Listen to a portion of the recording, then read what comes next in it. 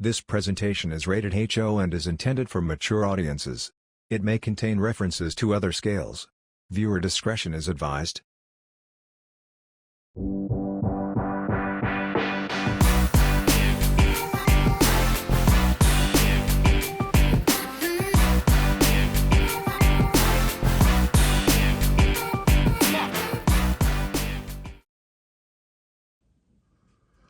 Well, good morning, good afternoon, or good evening, depending upon when you're watching this. Welcome to the next in the series of unboxing videos for the Australian Model Railway Group Facebook group. I was out at Casula Hobbies the other day, which is always an enjoyable experience, and I had a look at some of the new passenger coaches that they've released. And I've snapped up a couple of these. These haven't got a lot of coverage. It was a fairly low-key release, and I don't think I've even seen a photo or video of these cars. So Joe and Teresa and the team have been in business for 50 years.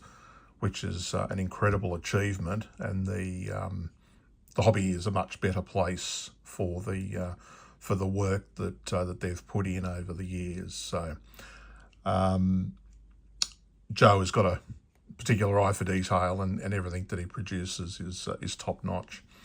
Today we're going to be looking at, I've got two of the CX passenger coaches that they've released recently. This one's CX 1371 in Tuscan red and russet, fully lined, beautiful car, and the ochre mansard roof. So this is a 1930s car, and we'll grab him out of the box in a few moments and have a closer look. The one that I actually went out for was this one. Which is a Way & Works branch workman's van. It's W619X in the Way & Works cream with a silver mansard roof. That's pack CX12. And the third one is the HCX composite brake passenger car. This one's just in an all-over Indian red. With a weathered mansard roof. That's HCX 1187. So we'll get each of these out and have a close look, and then I'll do the normal some close-up photos and put them on the turntable so we can have a good look at them. But they're following on from Joe's R cars, which were arguably some of the best passenger cars that have been produced.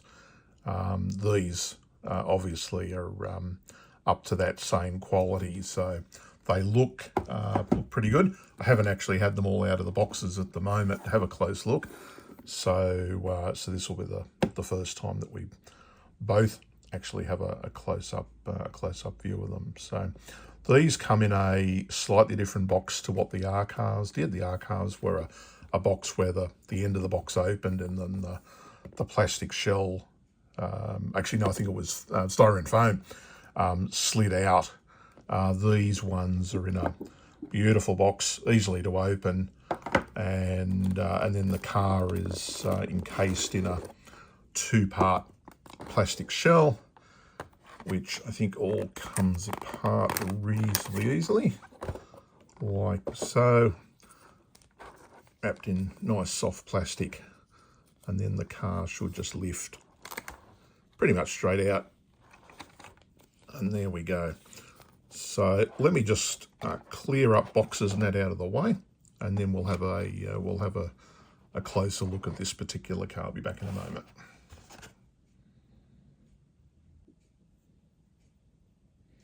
Okay, so I've taken the liberty of grabbing them all out of their boxes instead of you having to watch my fumbling fingers do each one individually. Quite a nice lineup. As you can see, we've got one of each of the roof colour schemes. We've got the kind of as built, as delivered ochre colour scheme on the roof of the Tuscan and Russet unit there. Back in those days, they used that navy dressing to waterproof the roof. Later on, they went to a silver, I think it's the Malthoid type roof, as shown on the Way & Works van. And of course, they didn't last long in either of those colours when they were behind a steam engine, especially. So the HCX there is modelled with a weathered roof. So I'll just move two of them out of the way just for the moment, and we'll concentrate on this delightful CX in the Tuscan and Russet, or Tuscan Red and Russet. Now this is a post-war livery. Sorry, a pre-war livery, this one. This is the pre-war version. And as it turns out, the Russet apparently changed, and the pre-war version was more of a greeny colour, has a green kind of tint to it, and also, of course, it's got all the elaborate lining and that we can see on this car. Later on, after the Second World War, the Russet that they used was more of a brown colour. So if you see cars with differing versions of Russet, that's why, because they did change, even though the name remained the same, they did actually change the colour that was used. Now, prior to this release from Casula Hobbies, the CX hasn't been available as a ready-to-run car. So this is quite a nice addition to the range. Matchboard side, the tongue and groove side, beautiful elaborate lining there. The signature kind of brass S-shaped handles on each of the doors. Of course, this is a dog box, so they're the individual doors there to access the outside of the vehicle. So we've got total. This is a second class car, of course. No, sorry, it's a composite car. So we've got two second class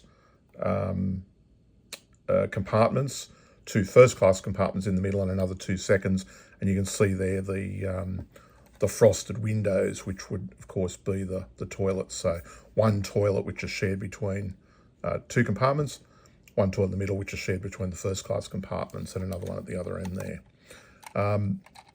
Spoke wheels, looks like Joe's standard passenger car bogies, and that's probably what he's used on the R cars, which roll really, really well.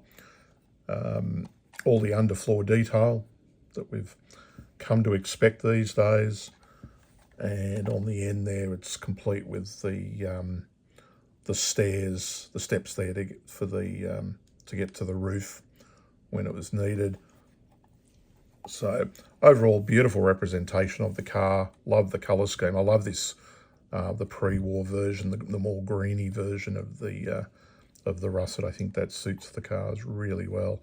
Lovely crisp printing and everything like that.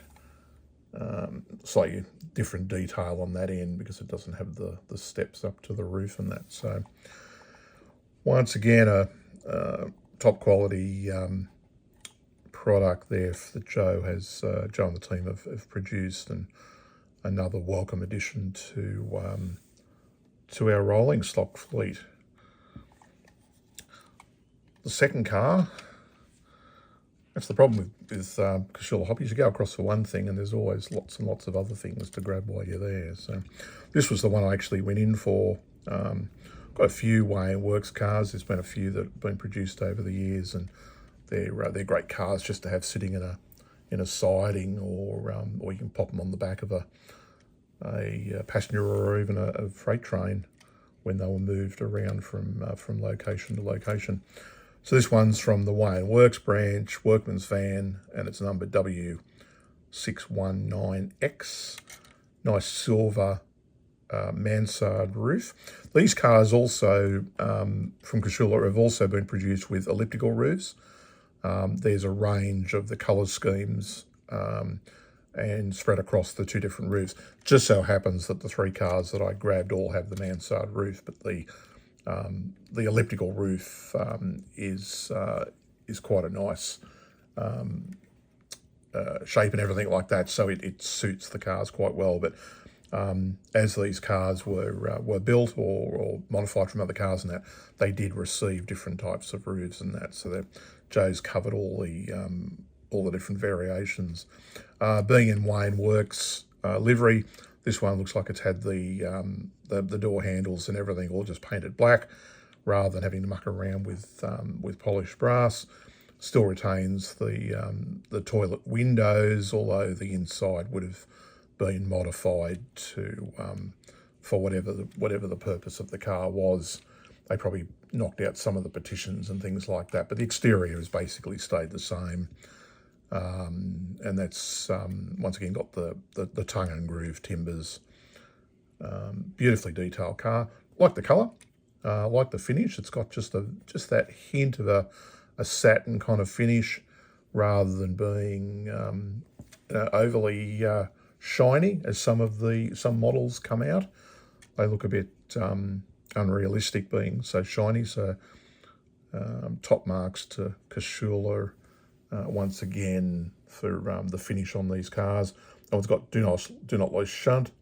That's the end with the stairs, and do not lose shunt, which is in the more conventional spot up high there, because they don't have to contend with the stairs, whereas this end they've had to move it down so that it fits in. So that'd be a great car just to basically just have sitting there, as they were around the state. Interesting to know how many of these types of cars there really were, because you see photos sometimes and there'll be a lineup of 5 or 6 of them in the background. Last car to have a look at today is the HCX. This is a composite brake van. This one is modelled in the later plywood side. It does not have the tongue and groove timbers. I don't remember if these were built with tongue and groove and then they were later modified, but this is a much later car. Sliding door on the side there with what appears to be fixed windows. So this is obviously a much later car with the more modern conversions, that still retaining its dog box louvers on the back there. Retains the brass S-shaped handles and door handles and that. Once again, lovely crisp printing and things like that. This is HCX 1187. Once again with the mansard roof.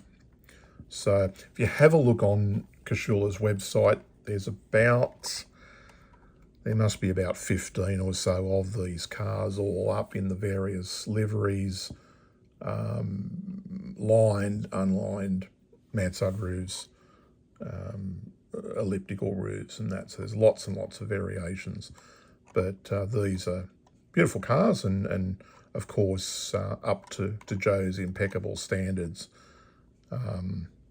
These really, really free running and everything like that.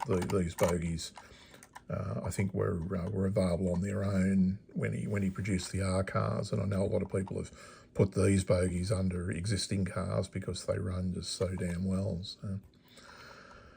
So another quality release from Casula, as we've come to expect. Just as I said, it was a really low-key release, and there really hadn't been a lot of coverage of these cars, so I was interested to get my hands on some and be able to show people exactly what's available. I think there'll be something there to suit everybody. These are almost a train in a single car when it's composite accommodation, brake van and everything like that all in one. These could be tacked onto a mixed steam era, even into the early diesel era and things like that. And of course the Wayne Works van can be used across any era, whether it's on a train or whether it's sitting on its own or with some of the other cars. I don't know whether it's still available. Joe did a nice little Way and Works van with the HG, the little 4-wheel HG wagons. So I'm not sure if he's still got some of those in stock, but that'd be a great match to the Workman's van. So yeah, hope you like that. Hope it gives you some indication of the quality and that. Joe's got plenty of stock of them in the shop. They're available to mail order, obviously, and I'm sure Joe will have plenty of these available at any of the exhibitions. I think he's going down to Goulburn in a couple of weeks, and then we've got Rose Hill, the big Sydney show in Rose Hill at the racecourse there in the end of October, which we're all looking forward to. We'll see what Joe comes out with next. I know he's got the 13 class steam locomotive underway. Probably early next year or something that'll be delivered. I don't know what else he's got in mind in terms of passenger coaches, but whatever he does always seems to come out top notch. So once again, they're just some of the cars that I was able to grab the other day. Lots more in the range. Have a look at the website.